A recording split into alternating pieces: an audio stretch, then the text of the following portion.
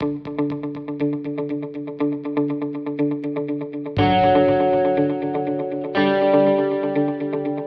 dear students, today we are going to complete this chapter of transportation in plants by completing the long distance transportation in plants. तो हमने already short distance transportation पढ़ लिया है plants में जो भी होता है, चाहे डिफ्यूजन हो, फैसिलिटेटेड डिफ्यूजन हो, ऑस्मोसिस हो, एक्टिव ट्रांसपोर्ट हो, तो वो चीज़ें हमने ऑलरेडी पढ़ ली हैं। आज हम लॉन्ग डिस्टेंस देखेंगे, कैसे लॉन्ग डिस्टेंस पे मटेरियल्स का मूवमेंट होता है इनसाइड द प्लांट्स, और ये भी देखेंगे कि किन स्ट्रक्चर्स के जरिए ये मूवमेंट होता है, और इन मूवमेंट्स के लिए, इन सब्सटेंसेस को मूव करने के लिए इनके पीछे फोर्स कौन सा एक्ट करता है, क्या प्रोसेसेस गवर्न करती हैं इसको। तो ये सारी चीज़ें हम आज देखेंगे। लेकिन सबसे पहले जहन में एक सवाल आता है, क्या प्लांट्स को रियलिटी में लॉन्ग डिस्टेंस ट्रांसपोर्टेशन की ज़रूरत है? क्या इनको चाहिए कि मटीरियल इसको दूर दूर तक ट्रांसपोर्टेशन करना है?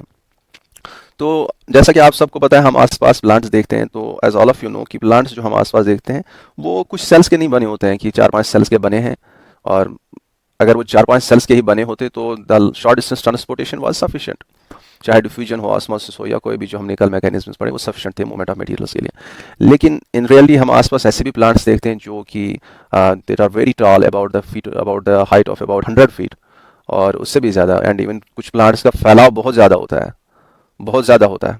आप चिनार का दरख्त देखो, कैसा कैसा फैला होता है। ज़रूरी नहीं है उतना बड़ा प्लांट, छोटे भी प्लांट्स देखेंगे तो उनमें भी हम कह सकते हैं कि diffusion and other short distance transportation mechanisms are not sufficient for the movement of materials.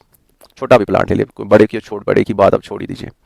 तो plants are not made up of few cells, there are plants which are very tall and very big in size, so we have to find how the transportation of materials occurs in such plants. Okay, कैसे होता है ये transportation materials का। तो यहाँ पे एक figure मैंने अटैच किया, आप इस पे गौर करेंगे, देखिए ज़रा। यहाँ पे आप अगर समझेंगे तो आपको पता है कि फोटोसिंथेसिस लीफ में होना है, ठीक है ना, and leaves they are high about the ground, क्योंकि उनको लाइट रिसीव करनी है, वो ग्राउंड पे नहीं होंगे, हाई अबाउट द ग्राउंड होंगे।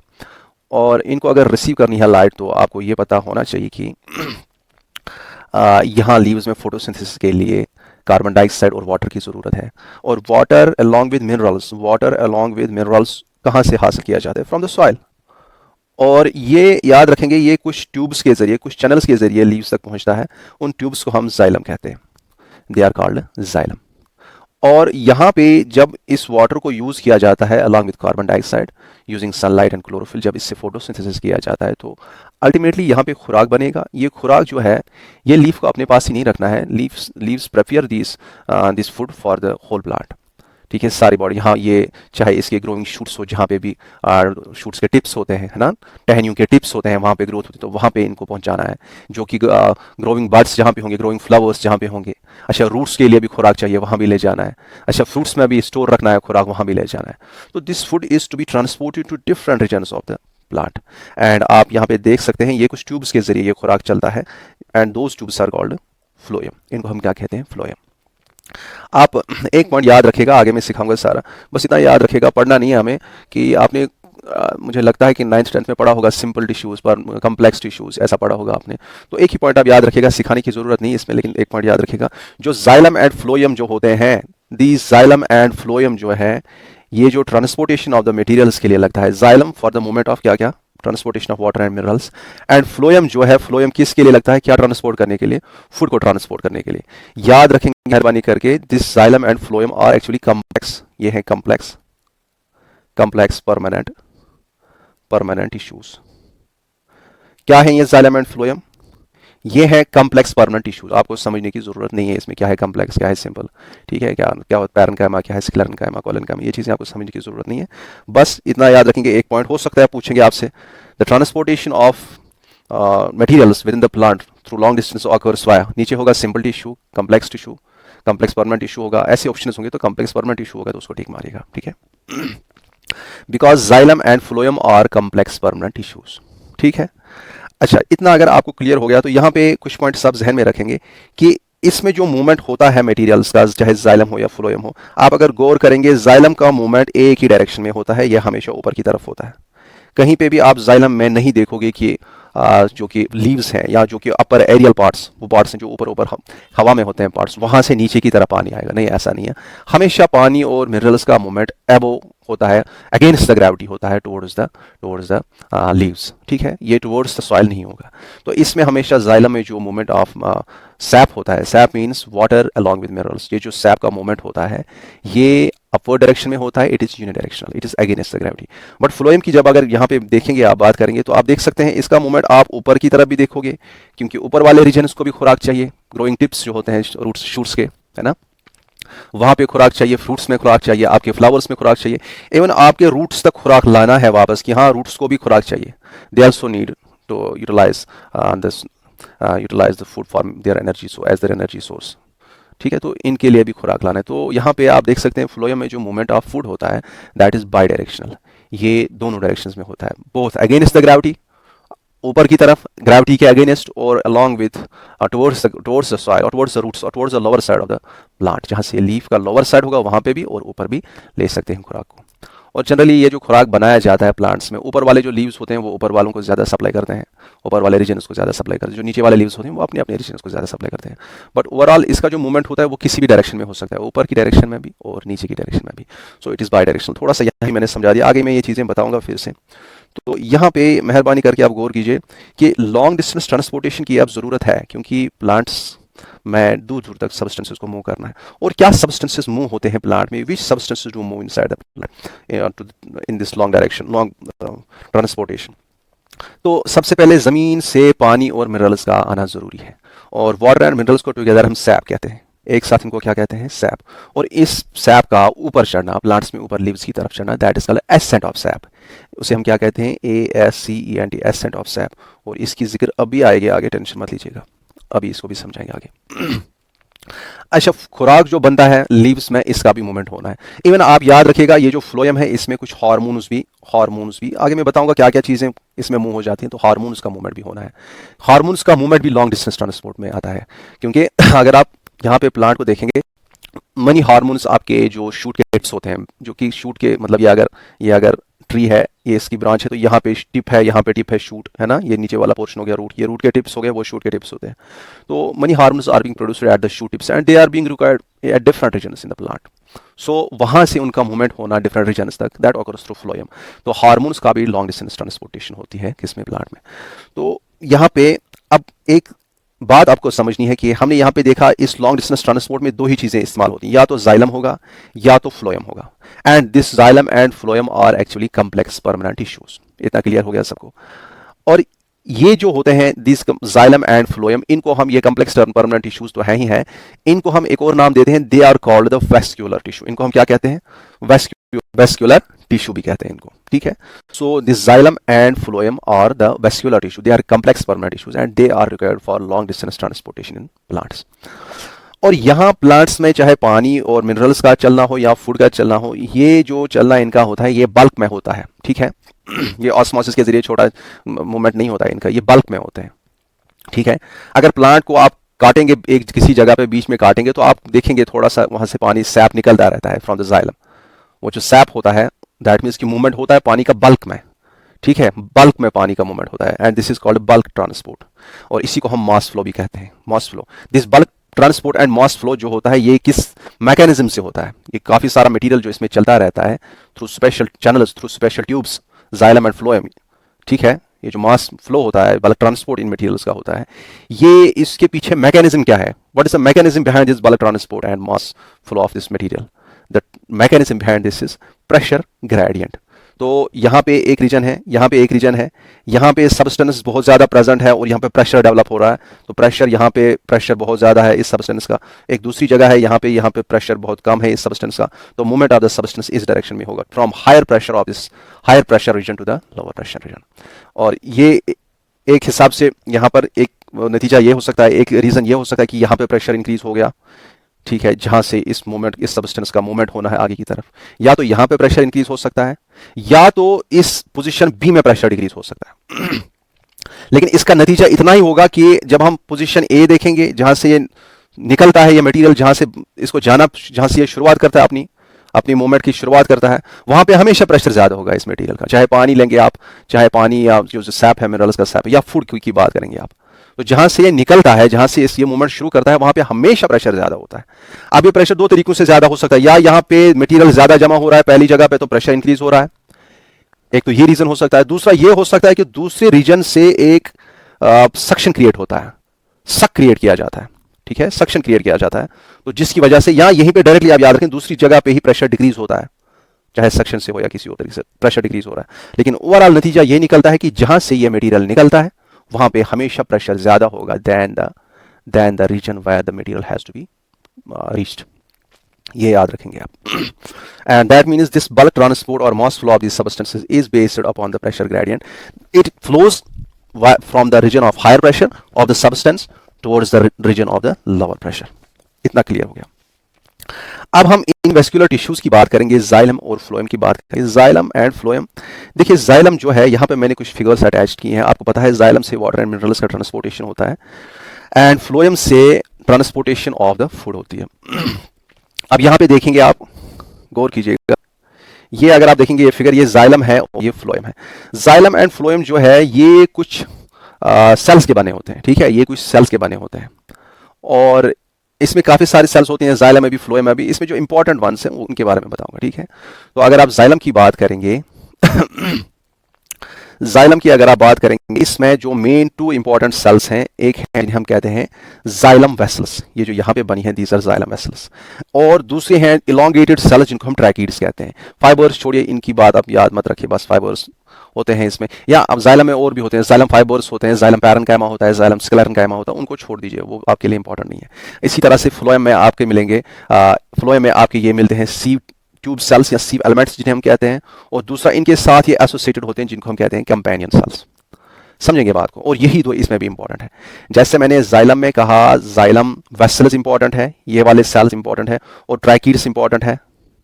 इसी तरह से यहाँ पे आप याद रखेंगे, एक हैं ये जिन्हें हम कहते हैं सीव ट्यूब सेल्स या सीव एलिमेंट्स कहते हैं, और ये इनके साथ जो एसोसिएटेड होती हैं, यहाँ से ये देख सकते हैं आप, ये सेल जो एसोसिएटेड है, इनको हम क्या कहते हैं, they are called companion cells. बाकी इसमें फ्लोएम में भी आपको मिलेंगे बास्ट फाइबर्स मिलेंगे, फ्लोएम फाइबर्स मिलेंगे, फ्लोएम पैरेन्काइमा मिलेगा, इवन आपको इंटरमीडिएटरी सेल्स मिलेंगे, ठीक है, वो आप छोड़ ही दीजिए, वो उनकी जिक्र नहीं करनी है आपकी लेवल पे। अब यहाँ पे गौर कीजिएगा, थोड़ा सा मैं बताऊंगा। यहाँ पे ये जो है, ये सेल जो है, this is actually xylem vessel, xylem vessel element इसे कहते हैं। ये एक सेल जो है, ELEMENT, एक सेल जो है जो यहां से यहां तक है, this is one cell and this is called xylem vessel element. This is another cell and this is called, what is this called, xylem vessel element. ये भी एक सेल है, समझ आ रहा है। और इस सारे ये आपस में इस तरह से मिले होते हैं। अगर आप देखेंगे इनके दरमियान जब कनेक्शन जहां पे होता है वहां पे पोर्स होते हैं, दैट इज परफोरेटेड रीजन्स होते हैं। जैसे यहां पे देखिए, इसके ऊपर और एक सेल होगी, उसमें भी परफोरेशन होंगे, तो इनके दरमियान एक कंटिन्यूटी होती है, अंदर से कंटिन्यूटी होती है। इवन किसी जगह पे आप देखेंगे, ये जो है, ये वॉल्स बिटवीन द सेल्स होते हैं, ये कंप्लीटली डिजनरेटेड होते हैं या डिजॉल्वड होते हैं, कि होते ही नहीं है बिल्कुल ही। इस तरह से ये एक दूसरे के ऊपर ये सेल्स होती हैं और अल्टीमेटली एक ट्यूब बना देती हैं, and that is called xylem vessel. Xylem vessel. अब जाइलम वेसल और जाइलम वेसल एलिमेंट के दरमियान आपको फर्क समझ आ गया। Xylem vessel element is the cell, और ये जो जाइलम वेसल एलिमेंट होती है, ये जो सेल होती है, दिस इज नॉन लिविंग। इसमें अंदर से कोई लिविंग मटेरियल होता ही नहीं है। जब ये मैच्योर होते हैं तो इनके अंदर जो भी मटेरियल होता है, living material, protoplasm, cytoplasm, nucleus वगैरह, ये जो सारे स्ट्रक्चर्स होते हैं, इनको रिमूव किया जाता है, क्योंकि इनका मेन काम जो होता है वो किस लिए लगता है, they are to be used for the transportation of the water. उनके अंदर ल्यूमिन स्पेस होनी चाहिए जहां से पानी चलेगा। ये बेसिकली सेल वॉल्स एंड उसमें कुछ थिकनिंग्स होती हैं, बस यही मटेरियल होता है। This is non living, this are xylem is a non living structure, ठीक है। इसी तरह से ट्रैकीड्स भी यहाँ पे होते हैं, लेकिन ट्रैकीड्स जो होते हैं इनमें भी अंदर से हॉलो होता है, लेकिन इतना डायमीटर नहीं होता है जितना वेसल्स में होता है, और ये इलोंगेटेड होते हैं, और दो साइड्स में ये पॉइंटेड होते हैं। These are called xylem tracheids. तो दो ही इंपॉर्टेंट सेल्स आप याद रखेंगे। क्या क्या जाइलम है? जाइलम वेसल एलिमेंट्स, जो कि आपस में मिलके क्या बनाते हैं, जाइलम वेसल्स बनाते हैं। और दूसरा कौन सी इंपॉर्टेंट, जो ये दोनों डायरेक्टली ट्रांसपोर्टेशन ऑफ वाटर में यूज होते हैं, एक तो जाइलम वेसल्स और दूसरा ट्रैकीड्स। ट्रैकीड्स में क्या होता है, ट्रैकीड्स और इलोंगेटेड सेल्स, एंड ट्रैकीड्स में आप देख सकते हैं कि उसमें जो सरफेस होता है, यहाँ पे भी सरफेस पे पोर्स होते हैं, ठीक है, और यहाँ पे भी सरफेस पे पोर्स होते हैं, और यहाँ पे यहाँ पे हेड टू हेड कनेक्शन होता है, ये दूसरी सेल इसके ऊपर बाज़ाब्ता होगी यहाँ से, लेकिन यहाँ से अगर दूसरे ट्राइकिड को हम देखेंगे वो ऐसे होगा, ऐसे साइड टू साइड कनेक्शन ये होगा, और एक यहाँ से ऐसे और एक ट्राइकिड, तो इस तरह से ये भी मूवमेंट कराएंगे वाटर का ऐसे ऊपर की तरफ। लेकिन इसमें यहाँ से साइड से कम्युनिकेशन होता है, साइड से कम्युनिकेशन होता है, हेड टू हेड कम्युनिकेशन नहीं होता है। एक ट्राइकिड और दूसरी ट्राइकिड में हेड टू हेड कम्युनिकेशन नहीं होता है, उनमें साइड से कम्युनिकेशन होता है, और ये दोनों स्ट्रक्चर्स बहुत ही पोरस होते हैं। समझ आ रहा है? अब इनमें वेसल्स में ज्यादा डायमीटर होता है, ट्राइकिड्स में उतना डायमीटर नहीं होता। इतनी बातें आपको बस याद रखें, इसके अलावा मत याद रखें, ये मैक्सिमम से आपको इतना याद रखना है। अब फ्लोएम की बात करेंगे, जिस तरह से यहाँ पे जाइलम वेसल्स हैं, जाइलम वेसल एलिमेंट्स हैं, इसी तरह से यहाँ पे इन्हें हम कहते हैं, इसमें जो सेल्स होती हैं इनको हम कहते हैं सीव ट्यूब एलिमेंट्स। क्या कहते हैं? यहाँ सीव एलिमेंट लिखा है, आप याद रखेंगे, सीव ट्यूब एलिमेंट्स इनको कहते हैं, एलिमेंट्स। और यही सीव ट्यूब एलिमेंट्स जब आपस में मिलते हैं तो ये क्या बनाते हैं? They form A sieve tube, they form A tube that is called sieve tube. जिस तरह से यहाँ पे जाइलम वेसल बनती है, बराबर ऐसे जहां जैसे यहाँ पे जाइलम वेसल है वैसे यहाँ पे सीव ट्यूब्स काम करते हैं। और इनमें अगर आप देखेंगे, इनमें भी जो सेल्स होती हैं आपस में जब ये कनेक्ट हो जाती हैं तो इनमें भी परफोरेशंस होते हैं। आप देख सकते हैं इसमें सीव की तरह ये काम करता है। आपने वो घर में यूज़ किया है, लड़कियाँ यूज़ करती हैं, या पता नहीं लड़के भी यूज़ करते होंगे जो कहीं पे हॉस्टल वोस्टल में रहते हैं, तो आप जब वो छानी निकालते हो ना कहीं से, वो वैसे ही सीव बनता है ना, दैट इज दिस। इसी तरह से यहाँ पे इनके आसपास जो सेल्स का आपस में जो कम्युनिकेशन होता है, that occurs in the form of A plate. एक प्लेट होता है जिसमें वो छोटे छोटे पोर्स होते हैं, उसको हम कहते हैं सीव प्लेट, यहाँ पे लिखा है। ठीक है, तो सीव प्लेट दो सी ट्यूब एलिमेंट्स के दरमियान होता है। अब यहाँ पे भी ऐसे ही मटेरियल का मूवमेंट होगा इस सी ट्यूब एलिमेंट में, ये सी ट्यूब में mainly movement of the food होगा, लेकिन यहाँ पे कुछ सेल्स एसोसिएटेड होती हैं इनके साथ जिनको हम कहते हैं कंपेनियन सेल्स। और हर यहाँ से यहाँ तक एक है, ये एक सी ट्यूब सेल है, हर सी ट्यूब सेल का अपना अपना कंपेनियन सेल होता है, ये इसके साथ हमेशा रहता है, इसी के साथ। समझेंगे बात को? कंपेनियन सेल का काम क्या होता है? इस कंपेनियन सेल में बाज़ाब्ता न्यूक्लियस होता है और इस सी ट्यूब में न्यूक्लियस नहीं होता है। सी ट्यूब लिविंग सेल है, ये डेड सेल नहीं है, लेकिन इसको आपको पता है सेल को अगर जिंदा रहना है तो उसमें एक न्यूक्लियस होना चाहिए, न्यूक्लियस अहम रोल अदा करता है। लेकिन सी ट्यूब एलिमेंट का अपना न्यूक्लियस होता ही नहीं है, और इसकी फंक्शंस को एक्चुअली कौन करा देता है, किसका न्यूक्लियस गवर्न करता है इसकी फंक्शंस को? वो होता है कंपेनियन सेल। और ज्यादा डेप्थ में नहीं बताऊंगा, लेकिन इतना आप याद रखेंगे, ये दोनों एक ही सेल से पहले डिराइव होते हैं, और फिर ये मानो इसका भाई है और इसका साथी है, इसके साथ साथ रहता है। इसकी जो फंक्शनिंग होती है सी ट्यूब एलिमेंट की, उसकी फंक्शनिंग इस पे डिपेंडेंट है, किस पे? कंपेनियन सेल पे। ये हर किसी सी ट्यूब एलिमेंट के साथ अपनी अपनी कंपेनियन सेल होगी। और आपको मैं जब फ्लोएम की लोडिंग पढ़ाऊंगा, मतलब फ्लोएम में खुराक जाना कहाँ से? लीव्स से। फ्लोएम में जब खुराक जमा किया जाता है, वो कंपेनियन सेल्स अहम रोल उस वक्त अदा करती हैं। ये कंपेनियन सेल्स के थ्रू ही उसमें खुराक जाता है, सक्रोज जाता है, किसमें? सी ट्यूब एलिमेंट्स में। और मूवमेंट इस तरह से सी ट्यूब एलिमेंट्स में मटेरियल्स का होता है। और इसके अलावा जो भी चीजें होते हैं वो आप याद नहीं रखेंगे। दो इंपॉर्टेंट सेल्स आप जाइलम और फ्लोएम की याद रखेंगे। जाइलम में क्या है? Xylem vessels and tracheids. दोनों में, in xylem vessels as well as in tracheids, दोनों में क्या होता है? Movement of the water and minerals होता है दोनों में। ठीक है, और यहां पे आप फ्लोएम में याद रखेंगे, इसमें दो सेल्स जो इंपॉर्टेंट है, एक है कंपेनियन सेल्स और दूसरा क्या है? Sieve tube cells. Sieve tube cells, इसमें movement of material, movement of food occurs through the sieve tube cells, जो कि आपस में हेड टू हेड मिले होते हैं और बनाते हैं एक ट्यूब जिसे हम कहते हैं सीव ट्यूब। और सेल्स को क्या कहते हैं? Sieve tube elements. और यहां पे अगर आप बात करेंगे, यहां पे ये देखिए, यहां पे ये परफोरेशंस हो सकती हैं, या कभी ये एंड वॉल्स इनके डिजनरेटेड होते हैं, बिल्कुल ही कंटिन्यूअस होता है यहाँ पे जाइलम वेसल्स में, लेकिन यहाँ पे एक सी प्लेट आपको मिलता है। ठीक है, तो ये चीजें थोड़ी आप याद रखेंगे। और एक खास पॉइंट मैं आपको बताने जा रहा हूं, वो आप याद रखें। ये जो आप यहाँ पे जाइलम में देखते हैं, xylem vessels and these tracheids, ये ट्रैकिड्स जो होते हैं ये हर किसी वेस्कुलर प्लांट में होता है। वेस्कुलर प्लांट्स बेसिकली क्या है? जब आप प्लांट्स पढ़ते हैं, डिफरेंट टाइप्स ऑफ प्लांट्स आप पढ़ते हो, ब्रायोफाइट्स, टेरिडोफाइट्स, जिम्नोस्पर्म्स, एंजियोस्पर्म्स, ये होते हैं। इसमें जो ब्रायोफाइट्स होते हैं उसमें ये वेसल्स नहीं होती हैं, वो बहुत ही माइन्यूट प्लांट्स होते हैं, उनमें ये नहीं होते हैं, ये वेसल्स की जरूरत नहीं पड़ती है उनमें। ठीक है, उसमें जो थोड़े से बड़े प्लांट्स होते हैं, जिन्हें हम पहले प्लांट्स जिनमें वेसल्स बनती हैं, दीज कम्प्लेक्स परमानेंट टिश्यूज, या हम कह सकते हैं जिस वेस्कुलर सिस्टम बनता है, तो वो है आपके टेरिडोफाइट्स। और जिम्नोस्पर्म्स उसके बाद आते हैं और एंजियोस्पर्म्स आते हैं। याद रखिएगा, टेरिडोफाइट्स, जिम्नोस्पर्म्स और एंजियोस्पर्म्स हर किसी में ट्राइकिड्स पाए जाते हैं, but these xylem vessels these are only found in angiosperms. Angiosperms हो गए जो फ्लावरिंग प्लांट्स हैं। ठीक है, जो जिनके फ्लावर्स होते हैं।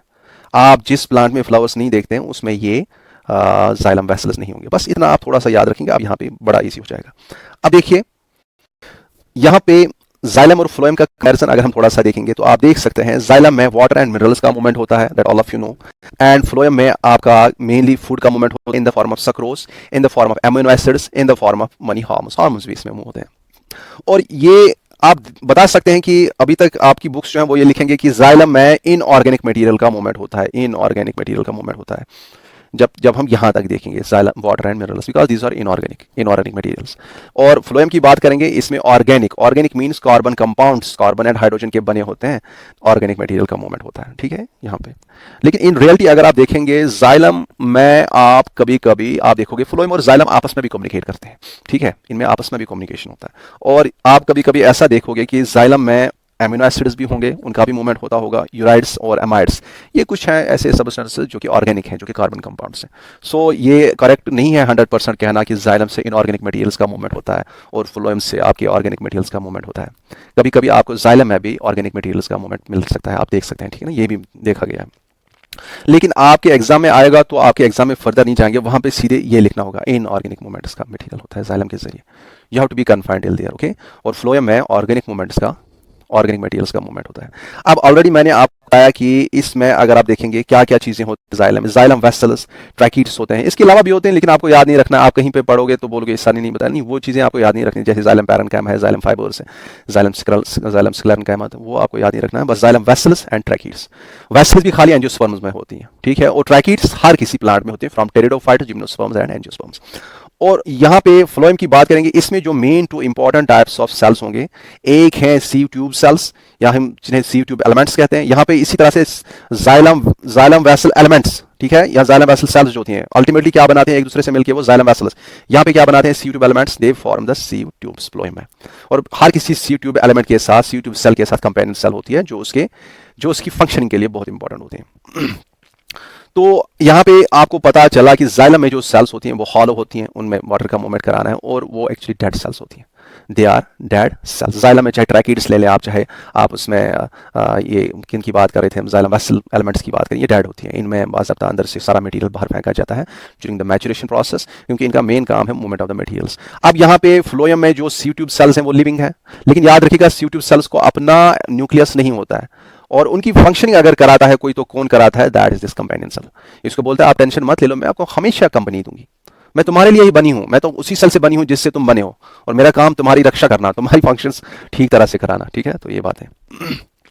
लेकिन सी ट्यूब एलिमेंट्स का अपना लिविंग सेल्स होती हैं, ये सी ट्यूब एलिमेंट्स जो होते हैं ये लिविंग सेल्स होती हैं, लेकिन इनका न्यूक्लियस अपना नहीं होता है, न्यूक्लियस इज एब्सेंट। और आपको ये समझ आ गया कि जाइलम में हमेशा from soil towards the aerial parts movement होता है वाटर एंड मिनरल्स का, that is unidirectional movement of the sap. लेकिन material movement, the movement of the food in the phloem, that is bidirectional, वो ऊपर की तरफ भी जा सकता है और नीचे की तरफ भी आ सकता है। इतना क्लियर है, I think this is clear. लेकिन अगर आप और भी कुछ पॉइंट्स याद रखना चाहते हो, थोड़ा सा अगर आप चाहते हो तो हो सकता है, अगर लोकेशन की बात हम करेंगे कि जाइलम और फ्लोएम, ये हमारा स्टेम है, फॉर एग्जांपल जाइलम कहां पे होगा और फ्लोएम कहां पे होगा। याद रखिएगा जनरली ये जो ये जाइलम होता है, जाइलम की वेसल्स जो होती हैं वो बीच में होती हैं, चाहे ट्राइकीड्स वेसल्स की बात करेंगे, और जाइलम फ्लोएम के एलिमेंट्स जो होते हैं, फ्लोएम के जो स्ट्रक्चर्स होते हैं वो सराउंड करते हैं, वो आसपास होते हैं। जाइलम बीच में, ये इन द फॉर्म ऑफ बंडल होते हैं, इनको हम कहते हैं वेस्क्यूलर बंडल्स। और इस बंडल में देखेंगे बीच में होगा क्या, बीच में होगा जाइलम, और आपके सराउंडिंग्स में, आपके जो आसपास, इस जाइलम के आसपास क्या होंगे, फ्लोएम के वेसल्स। तो यहां से फ्लोएम होगा, यहां बीच में ये जाइलम होंगे। समझ आ रहा है? Keep it in your mind. समझ आ रहा है ना? और ये अगर आपको ये समझ आ गया कि लोकेशन इनकी कैसे होती है, जाइलम बीच में, फ्लोएम आसपास, फ्लोएम के स्ट्रक्चर्स आसपास होते हैं, और इतना आपको अगर समझ आ गया। इसके अलावा एक चीज और आप याद रखेंगे कि जाइलम जो होती है, जाइलम जो होता है, that is providing the xylem के, चाहे ट्रैकीड्स हो या आपके ये जाइलम वेसल्स हो, वो उनमें जो वॉल्स होते हैं दैट आर, वो एक्चुअली क्या होते हैं, सेल वॉल्स के बने होते हैं, और उनमें कुछ थिकनिंग्स होती हैं जो स्ट्रेंथ प्रोवाइड करते हैं।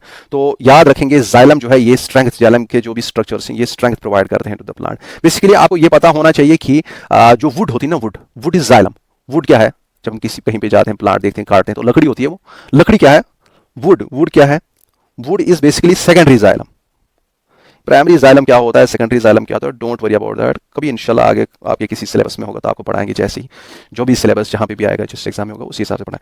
तो वुड इज सेकेंडरी जाइलम। तो आप देख सकते हैं वुड कितना स्ट्रक्चरल सपोर्ट प्रोवाइड करती है, ठीक है।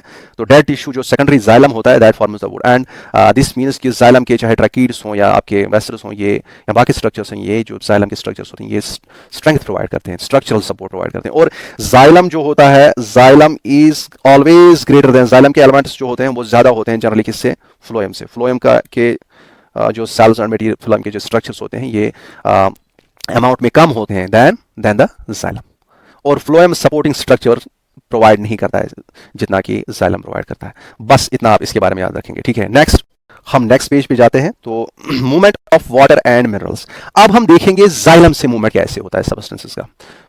कौन सा सब्सटेंस? वाटर एंड मिनरल्स, और जिनको हम टुगेदर क्या कहते हैं आपको मैंने ऑलरेडी बता दिया है कि इनको हम टुगेदर सैप कहते हैं। अब इसी सैप का मूवमेंट कैसे होता है जाइलम में, और हमारे सामने अगर प्लांट है जाइलम में मूवमेंट कराने के लिए हमें दो चीजों का मूवमेंट कराना है। क्या? दो चीजों का, दो जगहों पे इसमें देखना है क्या होता है। एक पहले देखना है कि ये पानी तो यहां पे है, वाटर एंड मिनरल्स तो रूट से बाहर है, और यहां हमारी लीफ है, ठीक है। और यहां से हमें देखना है कि कैसे पहले ये एब्जॉर्प्शन होती है यहां रूट्स में ये पानी और मिनरल्स को कैसे एब्जॉर्ब किया जाता है। फिर एक बार ये जाइलम में आ गए, फिर ये जाइलम कैसे इसको ऊपर ले जाता है लीव्स में, इस पानी और मिनरल्स को कैसे ले जाता है लीव्स में। तो ये दोनों चीजें हमें समझनी है ना। इसीलिए इसमें दो ही चीजें आती हैं जाइलम में जो मूवमेंट होता है। एक होता है इसमें absorption by the roots, absorption of the sap by the roots, absorption of water and minerals by the roots, and then the ascent of this sap, इसका मूवमेंट अगेंस्ट द ग्रेविटी, इसका movement ऊपर की तरफ। यही दो चीजें देती हैं। आज मैं कुछ बातें बार बार रिपीट कर रहा हूं लेकिन टॉपिक अच्छे से समझ आएगा फिर। एक्टिव ट्रांसपोर्ट वर्सेस, ये मैं यहाँ पे अब पहले हम देखेंगे एब्जॉर्प्शन कैसे होता है रूट्स में कैसे एब्जॉर्प्शन होता है।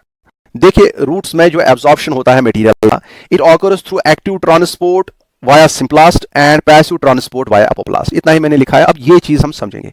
यहां पे ये जो स्ट्रक्चर है, this is the structure of a root, ठीक है। ये रूट का अल्ट्रा स्ट्रक्चर है। इसको हमने फॉर एग्जांपल हम इसको डिटेल में देख रहे हैं, ठीक है। इसका एक क्रॉस सेक्शन ले रहे हैं, तो डिटेल में हम इस रूट को देख रहे हैं। अब यहाँ पे लॉन्गिट्यूडनल सेक्शन देख रहे हैं रूट का। अब देखिए यहाँ पे क्या लॉन्गिट्यूडनल सेक्शन, देखिए आप छोड़िए वो बात। ये देखिए यहाँ पे ये रूट है, ये रूट के छोटे छोटे जो इसका रूट का ये मेन रूट है, यहां से लेके यहां तक ये एक मेन रूट है, ठीक है। ये मेन रूट है, लेकिन ये है रूट के ऊपर छोटे छोटे हेयर्स होते हैं, छोटे छोटे हेयर्स होते हैं रूट के ऊपर। समझेंगे बात को, छोटे छोटे रूट्स के हेयर्स होते हैं। आप जब रूट निकालोगे जमीन से तो उसके ऊपर छोटे थिन हेयर लाइक स्ट्रक्चर्स होते हैं, उनको हम रूट हेयर्स कहते हैं। और ये मेन रूट वाला स्ट्रक्चर है। और ये है हमारा प्लांट जो हमारे आसपास जो प्लांट है, ठीक है। मतलब इन रूट्स के बाद जो प्लांट का स्टेम आता है, ठीक है, ये स्टेम है। अब यहां रूट हेयर्स की बात करेंगे। यहां देखिए मटेरियल का मूवमेंट कैसे होता है। आप पहले देखेंगे यहां पे कुछ सेल्स होती हैं जो बाहर वाली सेल्स होती हैं। बाहर वाली सेल्स जो होती हैं इस रूट में, उनको हम एपिडर्मल सेल्स कहते हैं। और उस सारी लेयर को हम कलेक्टिवली क्या कहते हैं? एपिडर्म्स। क्या कहते हैं? एपिडर्म्स। उसके बाद कुछ सेल्स के लेयर्स आते हैं, 1 2 3 4, डिपेंड करता है, कुछ भी हो सकता है। ये कुछ सेल्स के लेयर्स आते हैं। और इसके बाद जो अंदर वाली लेयर होती है, यहां पे ये वाली लेयर जो है, this layer is called endoderms. This is called endoderms, ठीक है, एंडोडर्म्स। ये बीच में जो सेल्स हैं, these are the cortical cells, इनको हम कॉर्टेक्स की सेल्स कहते हैं, ठीक है। ये कॉर्टेक्स की सेल्स हैं। आपको ये स्ट्रक्चर याद नहीं रखना, इसमें मैकेनिज्म याद रखना, लेकिन थोड़ा सा मैं बता देता हूँ, ठीक है। इस पे ध्यान नहीं देना कि अब मुझे जरूरी रखना है कॉर्टेक्स में 6 लेयर हैं, 7 सेल्स हैं, 6 सेल, ये नहीं याद रखना। कंसेप्ट सिखाने के लिए मैं चीजें बता रहा हूँ। अब ये बाहर से एपिडर्मिस है, बीच में कॉर्टेक्स की लेयर से, अंदर वाली लेयर जो कॉर्टेक्स की है वो क्या है? एंडोडर्मिस है। और एंडोडर्मिस के अंदर जो वाली लेयर है, ये वाली लेयर यहाँ ब्लू से दिखाई दे रही है। Let me take another colour.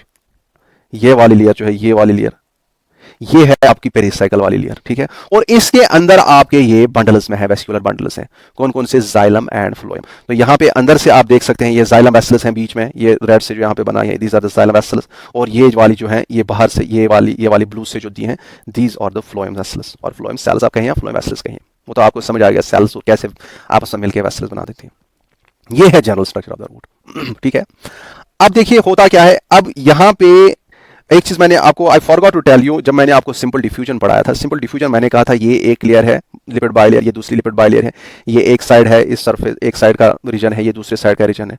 अब मूवमेंट ऑफ सब्सटेंसेस जो कि लिपिड बाइलेयर के थ्रू होता है, लिपिड मॉलिक्यूल्स के जरिए, without the involvement of the carrier proteins और चैनल प्रोटीन्स, तो उसको हम कहते हैं सिंपल डिफ्यूजन। लेकिन इतना भी आप याद रखिएगा, जो दो प्लांट सेल्स होती हैं ना, जो आसपास होती हैं, इनके दरमियान प्लाज्मा मेम्ब्रेन जो होता है, या आप इतना कहेंगे इनका दरमियान जो साइटोप्लाज्मिक मटेरियल होता है, वो डायरेक्टली कम्युनिकेट करता है आपस में। ये देखिए, ये दो प्लांट सेल्स हैं, ये आसपास है, ये इनके प्लाज्मा मेम्ब्रेन ऐसे फ्यूज्ड हैं, और ये ऊपर से, इनके ऊपर से क्या है?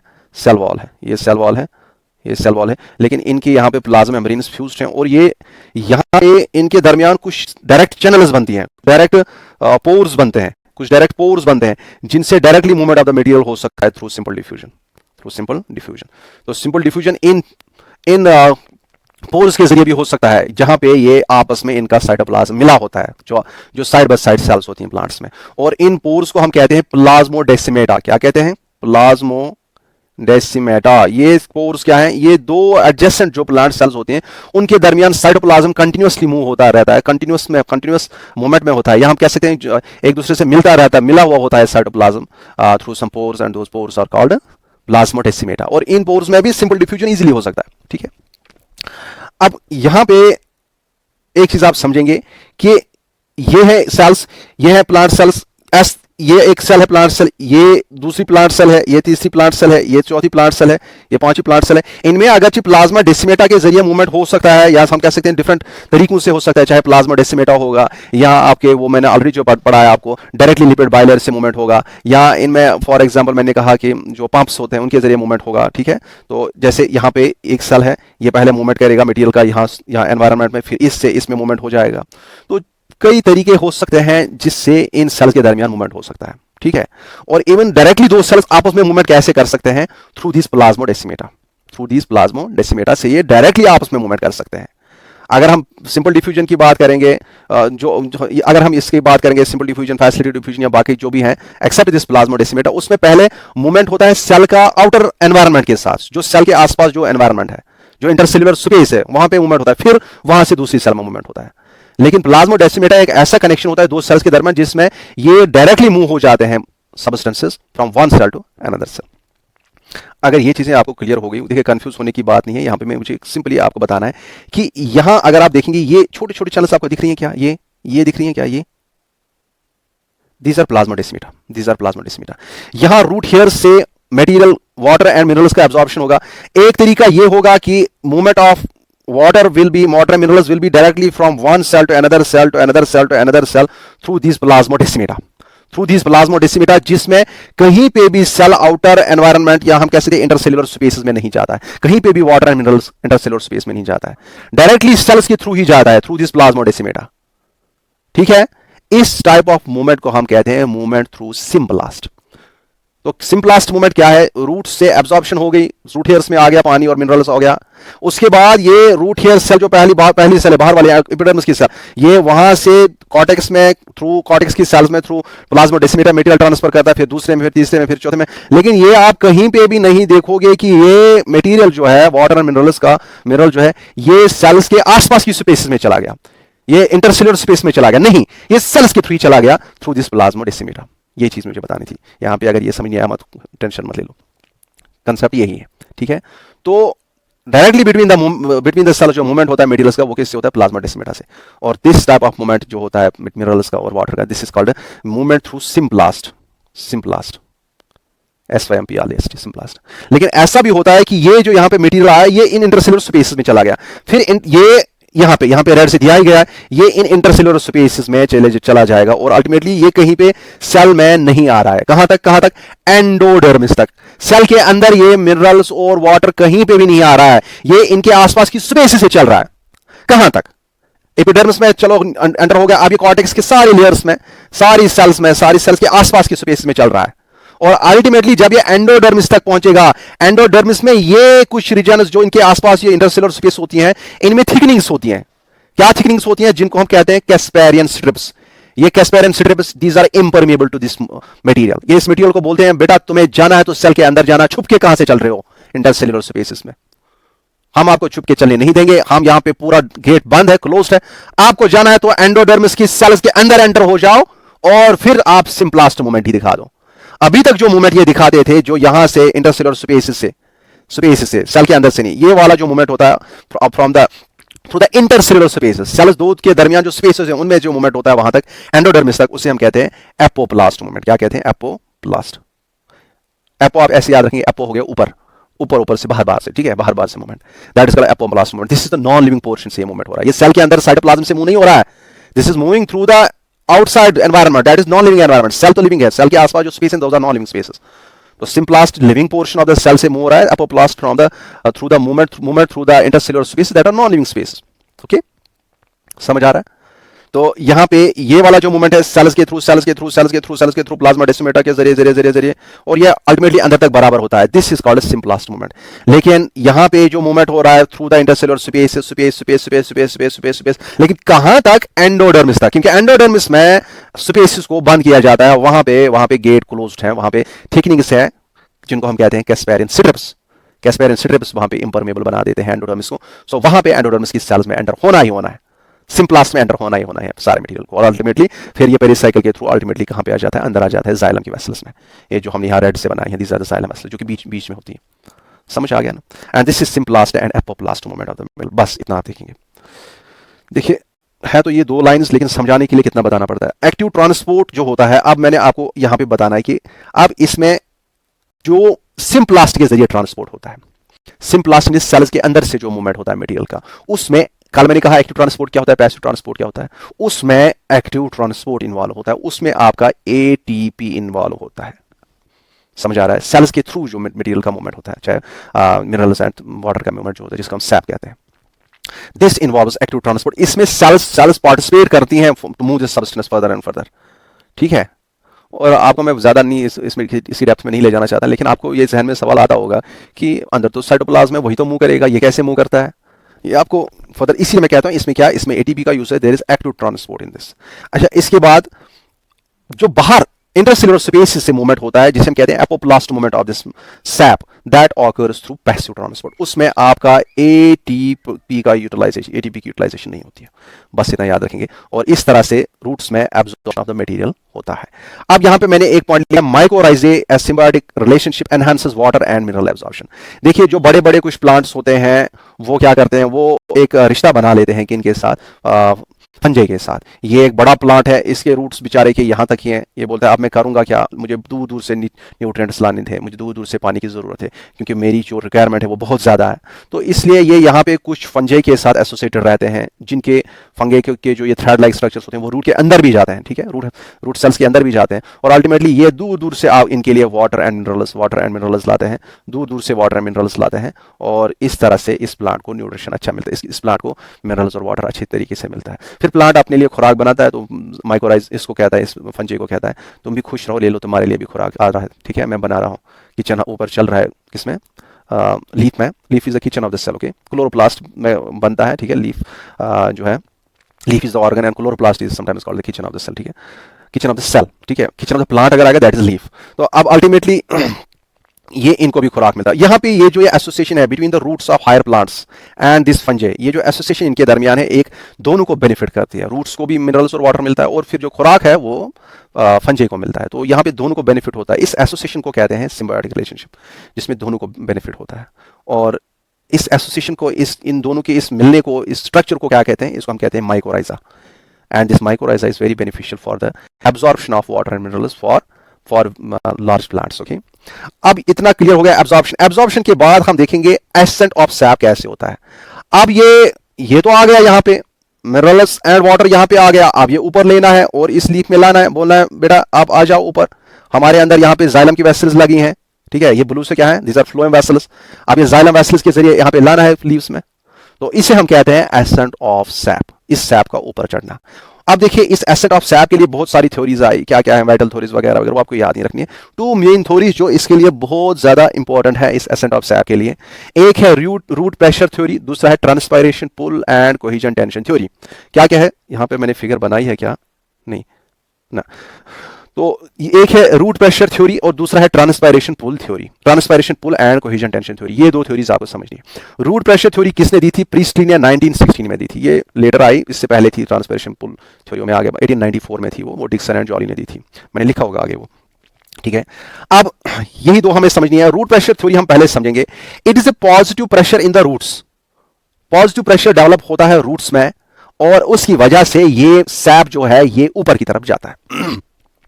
अब समझने के लिए थोड़ी सी फिगर में यहां पे देता हूं, आप देखिए, ये सपोज ये यही प्लांट है, यहां पे इसका ये रूट है। ठीक है, this is the root of plant, ये रूट है इस प्लांट का, फिर यहां पे इसका लीफ है। जनरली ये रूट प्रेशर थ्योरी एप्लीकेबल होती है, इसमें उतना पावर नहीं होता है ज्यादा ऊपर पानी चढ़ाने के लिए इसलिए ये थ्योरी एप्लीकेबल होती है छोटे छोटे जो पौधे होते हैं उनके लिए एप्लीकेबल होती है। जो लॉन्ग टॉल प्लांट्स होते हैं उनके लिए ये एप्लीकेबल नहीं होते। At the most few metres तक ये रूट प्रेशर के जरिए पानी पहुंच सकता है ऊपर। ठीक है, नॉट टू हाई। तो इस तरह से आप समझेंगे यहां पे अच्छा, यहां पे देखें, जब absorption of the water and minerals यहां रूट्स में होता है तो यहाँ रूट्स में एब्जॉर्प्शन ऑफ पहले वाटर जो होगा, यहाँ पे जो बेसिकली यहाँ पे वाटर मिनरल्स का एब्जॉर्प्शन जो होता है, उसमें जो मिनरल्स होते हैं, most of the minerals are transported through active transport की एब्जॉर्प्शन से होता है। वो एक्टिव ट्रांसपोर्ट के जरिए यहाँ पे मिनरल्स को एकोमोडेट किया जाता है, बहुत सारा मिनरल्स, ठीक है, ये मिनरल्स एकोमोडेट किए जाते हैं रूट के अंदर। और याद रखेंगे हमेशा एक कंसेप्ट, मिनरल्स जो होते हैं यहाँ हम कह सकते हैं सल्यूट, ठीक है ना, सल्यूट जो होता है, काफी सारे सॉल्ट्स जो इसमें एकोमोडेट किए जाते हैं, सल्यूट जिनको हम कहते हैं। ये ऐसा मानो कि ये पानी की हीरोइन होती है, ठीक है। जब मूवी आप देखते हो तो उसमें आप हमेशा देखते हो हीरो जो होता है, हीरो का हमेशा मकसद होता है कि हीरोइन के साथ शादी कर रहे हैं या बाकी चीजें ना, तो मतलब वो हमेशा हीरोइन के पीछे लगा होता है, उसके साए की तरह उसके पीछे पीछे लगा होता है, कोई उसे कुछ ना कहे, वो ना करे नहीं। तो इसी तरह से आप ऐसा जहन में रखिए, द सल्यूट और the salt, it is like the heroine of water. और जहां पे साल्ट है वहां पे पानी दौड़ता दौड़ता आएगा। तो एक बार यहां पे ये जमा हो जाते हैं, ये जो काफी सारे मिनरल्स जमा हो जाते हैं, तो पानी बोलता है मैं पीछे नहीं रहने वाला, मुझे जल्दी, मेरी हीरोइन अंदर चली गई है तो मुझे भी अंदर आना है। तो water comes inside through osmosis, ये बहुत ज्यादा पानी अंदर आएगा। और अल्टीमेटली यहां पे जो ये वाटर एंड मिनरल्स जमा हो जाते हैं, इससे एक प्रेशर यहां पे क्रिएट किया जाता है। This is the positive pressure. Remember, positive pressure means यहां पे एक पुश क्रिएट किया जाएगा, इसके लिए जितना जमा हो जाएगा यहां पे एक पुश क्रिएट किया जाएगा, पुश, जो कि क्या करेगा, जिस पॉजिटिव प्रेशर को हम क्या कहते हैं, that is what is called the root pressure. ये रूट प्रेशर जो है, इस प्रेशर से क्या होगा कि ऊपर यहां पे प्रेशर कम है इस मटेरियल का, तो ये थ्रू द प्रेशर ग्रेडियंट इस मटेरियल को मूव कराएगा ऊपर की तरफ। समझ आ रहा है कि रूट्स में पहले मोस्टली एक्टिव एब्जॉर्प्शन के जरिए भी काफी सारे मिनरल्स आपके पैसिव एब्जॉर्प्शन से भी, विदाउट यूजिंग एनर्जी, चाहे एनर्जी यूज करें या ना यूज करें, अल्टीमेटली रूट्स में जितने भी ये सोल्यूट्स जमा हो जाते हैं, साल्ट्स मिनरल्स जमा हो जाते हैं, पानी की हीरोइन जमा हो गई तो पानी दौड़ता ज्यादा वहां पे आ जाता है, और अल्टीमेटली यहां पे एक पॉजिटिव प्रेशर डेवलप हो जाता है। उस प्रेशर को ही हम कहते हैं रूट प्रेशर। और ये जो प्रेशर है ये एक पुश क्रिएट करता है नीचे से ऊपर की तरफ, जिसकी वजह से लिक्विड फॉर्म में ये क्या सारा ये मटेरियल ऊपर की तरफ चला जाता है। और ये प्रेशर उतना ज्यादा नहीं होता है कि ये बड़े बड़े टाल ट्रीज के ऊपर वाले पत्तों की तरफ पानी और मिनरल्स को ले जाए। ये प्रेशर इसमें उतनी ताकत नहीं होती है, इसलिए ये कुछ हर्बेशियस प्लांट्स पे अप्लाई होता है रूट प्रेशर। और यहां पे मैंने लिखा है कि हर्बेशियस प्लांट्स में ओनली, एंड यहां पे मैंने लिखा है कि it is responsible for guttation. Guttation क्या होता है? देखिए, आप अगर कभी आपने अगर कभी गौर किया होगा, ये जो प्लांट होता है, suppose this is a plant की ये लीफ है, लीफ को अगर आप गौर से देखेंगे, इसमें मिडरिब होती है बीच में से, ये काफी सारे वेन्स होती हैं, ठीक है, ये वेन्स होती हैं। तो आप देख सकते हैं, जब आप कभी ऐसा देखते हैं, कुछ प्लांट्स ऐसे होते हैं जो कि रात के टाइम पे या सुबह सवेरे आप देखेंगे तो उनमें क्या होता है कि यहाँ पे ये जो ये सरफेस होता है, ये जो ये इनमें जो मिडरिब ये जो ये वेन्स होते हैं, इनके टिप्स जो होते हैं, यहाँ पे कुछ पोर्स लगे होते हैं, जिनको हम कहते हैं हाइडाथोड्स। क्या कहते हैं? हाइडाथोड्स। ये हाइडाथोड्स के जरिए नाइट में water in the form of water droplets release करते हैं। देखिए, एक होता है ट्रांसपायरेशन, जो मैंने आपको ऑलरेडी पढ़ाया, उसमें क्या देखा हमने, उसमें वाटर ड्रॉपलेट्स की फॉर्म में वाटर का लॉस नहीं होता है लीव्स से, उसमें वाटर का लॉस होता है in the form of vapours, in the form of gas, ठीक है, गैस की फॉर्म में वो रिलीज हो जाता है, और वो डे टाइम में रिलीज होता है। किस वजह से? Due to the temperature, due to the sunlight. और आपको मैंने बताया कि वहां पे that is the necessary evil, that transpiration. Sunlight में वो प्लांट्स बोलते हैं चलो जितना पानी लॉस होना है ट्रांसपायरेशन से होने दो, लेकिन हमारा जीना तो सनलाइट है, हम तभी तो कार्बन डाइऑक्साइड, हमारा फोटोसिंथेसिस तभी हो सकता है, अभी कार्बन डाइऑक्साइड को पोर्स से, हमें स्टोमेटा से अंदर लेना है। तो वहां पे वो नेसेसरी इवल है, वो अगरचे उनसे काफी सारा पानी लॉस हो जाता है, लेकिन उनको पोर्स खुले रखने पड़ते हैं, ताकि दिन में फोटोसिंथेसिस करना है, कार्बन डाइऑक्साइड की जरूरत है, तो वहां पे कार्बन डाइऑक्साइड आना चाहिए इनटू द लीव्स थ्रू दो स्टोमेटल पोर्स। समझ आ रहा है? तो ये आप समझेंगे, वो मैं आगे आपको पढ़ाऊंगा ट्रांसपायरेशन के बारे में। तो ट्रांसपायरेशन में क्या होता है कि गैस फॉर्म में वाटर कन्वर्ट होता है ड्यू टू द सनलाइट और रिलीज हो जाता है। लेकिन यहां पे वो आगे मैं पढ़ाऊंगा, टेंशन मत लीजिएगा। यहां पे ये जो रूट प्रेशर क्रिएट होता है, ये इस पानी को धक्का देता है ऊपर की तरफ, और काफी सारे हर्ब्स में आप देखेंगे, हर्बेशियस प्लांट्स में देखेंगे, आप रात को देखेंगे या सुबह सवेरे देखेंगे, मॉर्निंग में, यहां पे ड्रॉपलेट्स होंगे, यहां पे जो ये लीव्स हैं, ये यहां पे थ्रू देयर आउटर मार्जिन्स वो छोटे छोटे वाटर ड्रॉपलेट्स रिलीज करते हैं, and they are coming out through some pores, those are called hydathodes. उनको हम क्या कहते हैं? हाइडाथोड्स। और ये ज्यादा आपको कब दिखेगा, किस एनवायरनमेंट में दिखेगा? क्या ये ड्राई एनवायरनमेंट में दिखेगा कि जिसमें ह्यूमिडिटी होगी, मॉइस्ट एनवायरनमेंट? ज्यादातर ये मॉइस्ट एनवायरनमेंट में दिखेगा, क्योंकि बाहर ह्यूमिडिटी होती है, और फिर ही क्या होता है कि ये गैस में जल्दी कन्वर्ट नहीं होते हैं, ये ड्रॉपलेट्स की फॉर्म में निकलेंगे। आपने खुद को देखा होगा, जब बाहर ये दम छासन, जब बाहर ह्यूमिडिटी होती है, ह्यूमिडिटी मतलब नमी होती है हवा में, तो हमारे हमारे जिस्म पे वो जो होता है स्वेट दिखने लगता है। अगर आसपास हवा चल रही है, ड्राई एनवायरनमेंट है, हवा चल रही है, तो जल्दी ये गैस में कन्वर्ट होगा और हमें दिख नहीं पाएगा। So it is more prominent in the humid areas. कितने एरियाज में? ह्यूमिड एरियाज में। और ये नाइट वाला फिनोमिनन है। गटेशन इज ये नाइट में होगा या अर्ली मॉर्निंग में। मॉर्निंग, ये दिन में आपको नहीं मिलेगा इन प्लांट्स में, और ये इन बड़े बड़े प्लांट्स में नहीं होगा। इट इज डन बाय, इसके पीछे जो रीजन है that is root pressure. It's the main reason behind this. Root pressure high plants जो बहुत ही लंबे टॉल प्लांट्स होते हैं उनमें तो काम नहीं करता है, तो उनके लिए ये एप्लीकेबल नहीं है। ये गटेशन के लिए होगा स्मॉल हर्बेशियस प्लांट्स के लिए, एंड दैट मीन्स कि इसके लिए रूट प्रेशर रेस्पॉन्स होता है। इतनी चीजें अगर आपको समझ आ गई, ठीक है। अब आपके जहन में ये सवाल आता होगा कि नाइट को ही ये क्यों करते हैं, दिन में क्यों नहीं करते हैं? दिन में तो इनका स्टोमेटा खुला होगा ना, दिन में तो स्टोमेटा खुला होगा। दिन में तो रेस्पिरेट ये करनी है, फोटोसिंथेसिस करनी है, तो स्टोमेटा अगर खुला है, जो सरफेस पे पोर्स होते हैं, वहीं से तो गैस में कन्वर्ट होकर वो वाटर निकलेगा, जो एक्स्ट्रा वाटर ये ऊपर की तरफ खींच रहे हैं रूट प्रेशर के जरिए, या उस वक्त मैं अलग मैकेनिज्म भी बताऊंगा। तो दिन में तो स्टोमेटा बंद नहीं रहता है ना, ये रात को बंद रखते हैं स्टोमेटा। रात को कौन सा फोटोसिंथेसिस करना है? कहीं से नहीं करना ही नहीं है। रात को लाइट ही नहीं है तो स्टोमेटा ओपन किस लिए रखना है? कार्बन डाइऑक्साइड चाहिए ही नहीं, तो स्टोमेटा बंद रखेंगे, इसलिए रात को ही ये रिलीज हो जाते हैं। ठीक है, अब ये चीजें अगर आपको समझ आ गया, now we will move on the next thing, that is transpiration pull and cohesion tension theory. दूसरी थ्योरी है एसेंट ऑफ सैप के लिए। Ascent of sap means movement of material the sap from roots to the tall plants to the higher area, higher structures. अब यहां पे समझने वाली बात यह है कि इसमें कुछ कंसेप्ट्स है।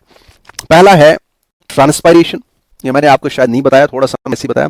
दूसरा है इसकी वजह से पुल हो रहा है। तीसरा है कि कोहिजन की वजह से टेंशन, कोहिजन टेंशन थ्योरी, मतलब कोहिजन होता है पानी के मॉलिक्यूल्स के दरमियान, और जो पुल है ये एक टेंशन क्रिएट करता है जिसकी वजह से पानी ऊपर चलता है। ये सारी चीजें मैं अच्छे से एक्सप्लेन करूंगा एक एक करके। पहले हम इसको देखेंगे ट्रांसपायरेशन क्या होती है, और इसके रिलेटेड भी आपके एग्जाम में क्वेश्चन आ सकता है। ट्रांसपायरेशन जो है, आपको अभी आपने देखा कि अगर लिक्विड फॉर्म में हाइड्रोथोरस के जरिए under the force of root pressure, under root pressure अगर नाइट में प्लांट्स, कुछ herbaceous plants water droplets release करते हैं, that is called guttation. That is called through the margin of the leaves, that is called guttation. लेकिन अगर हम एक leaf को देखेंगे, this is a leaf, okay, this is a leaf, समझेंगे बात को। ये एक लीफ है, समझ आ रहा है? ये एक प्लांट के साथ अटैच्ड है और ये इसके रूट्स हैं सपोज। इस लीफ को अगर आप गौर से देखेंगे, इसके ऊपर एडेक्शल सरफेस पे, एडेक्शल सरफेस जो ऊपर वाला सरफेस है, इट इज कॉल्ड एडेक्शल। एडेक्शल सरफेस को भी लिख सकते हैं, अगर क्वेश्चन डाल सकते हैं। एडेक्शल सरफेस, जो नीचे वाला सरफेस होता है उसे हम कहते हैं एबैक्शल।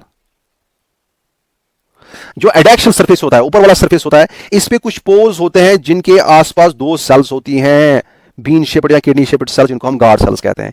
ये जो पोर्स इनके दरमियान होते हैं, इनको हम कहते हैं स्टोमेटा। क्या कहते हैं? This pore is called stomata. और ये जो आसपास की सेल्स होती हैं, दो सेल्स इनके आसपास, इनको हम कहते हैं they are called guard cells. क्या कहते हैं इनको? Guard sales.